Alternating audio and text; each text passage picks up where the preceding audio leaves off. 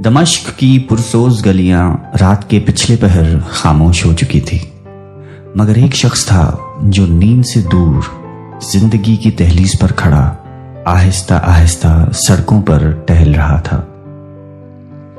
وہ کوئی عام شخص نہیں تھا، شہر کا جانا مانا تاجر ابراہیم تھا، مگر آج وہ بے بس تھا۔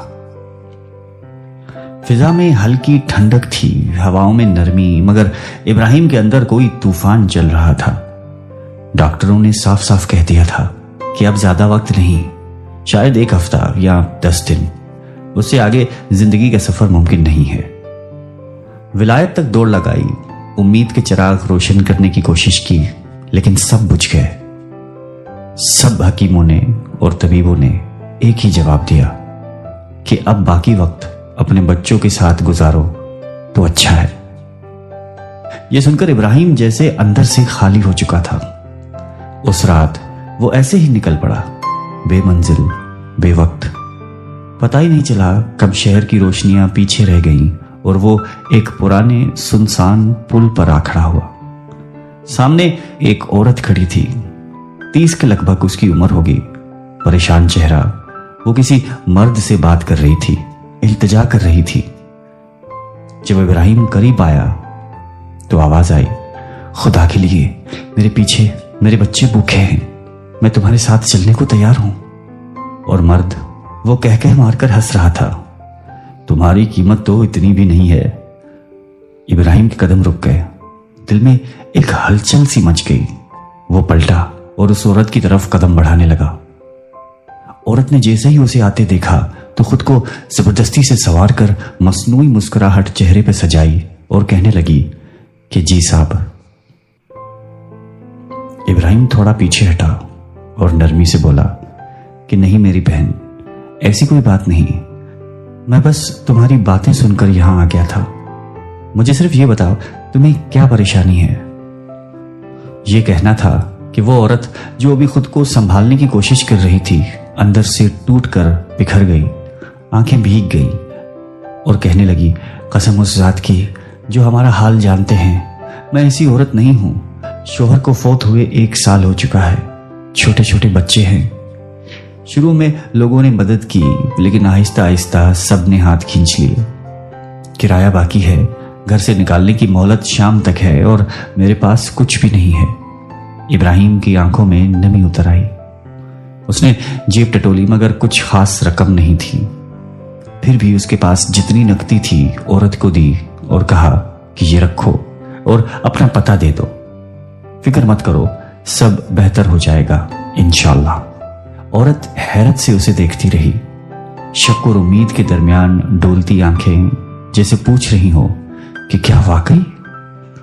رات گئے وہ گھر پہنچا، نقدی جمع کی، ڈرائیور کو جگایا اور ایک بڑی وین منگوائی۔ شہر کے 24 گھنٹے کھلے اسٹوروں سے راشن، دودھ، دالیں، چینی، بچوں کی اشیاء سب خریدا۔ پھر اسی پتے پر جا کر سارا سامان خود اپنے ہاتھوں سے اتارا اور خاتون کو دے کر کہا کہ اب کرائے والے سے بات بھی میں خود کروں گا اور ہر ماہ ایک رقم تم تک پہنچتی رہے گی، بس دعائیں دینا۔ اس کے بعد وہ بنا کچھ سنے، بنا کچھ سمجھے واپس مڑ کر رخصت ہو گیا۔ مگر اس رات کچھ بدل گیا تھا۔ ابراہیم، جس کا دل موت کے خوف سے جکڑا ہوا تھا، اب ہلکا ہو چکا تھا۔ اس نے وصیت لکھی، اس ایڈریس پر ہر ماہ مخصوص رقم بھیجی جائے جب تک میری سانسیں چلیں، اور پھر دن ہفتے بنے، ہفتے مہینے اور مہینے سال۔ ڈاکٹروں کا دیا وقت تو کب کا گزر چکا تھا۔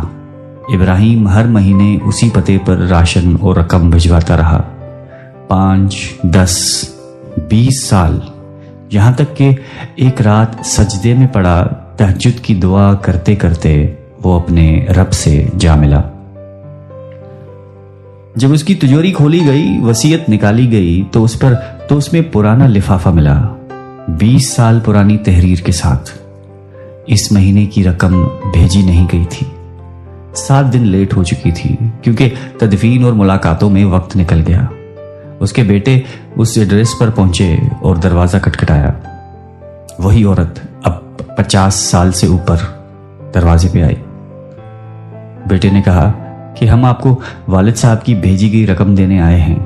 معذرت کہ اس بار 7 دن کی تاخیر ہو گئی ہے. عورت کی آنکھوں میں خوشی اور شکر گزاری تھی.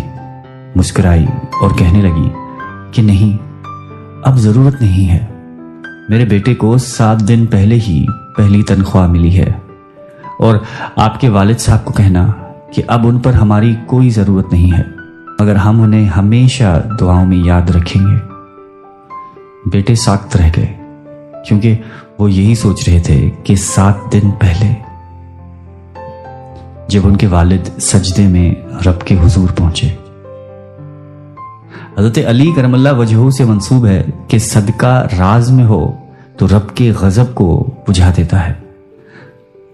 ابراہیم کے اخلاص، نرمی اور خاموش خیرات نے اسے وہ عمر دی جو ڈاکٹروں کے توقع سے کہیں آگے تھی، اور وہ مقام بخشا جو ہر دل کو نصیب نہیں ہوتا، سجدے میں موت.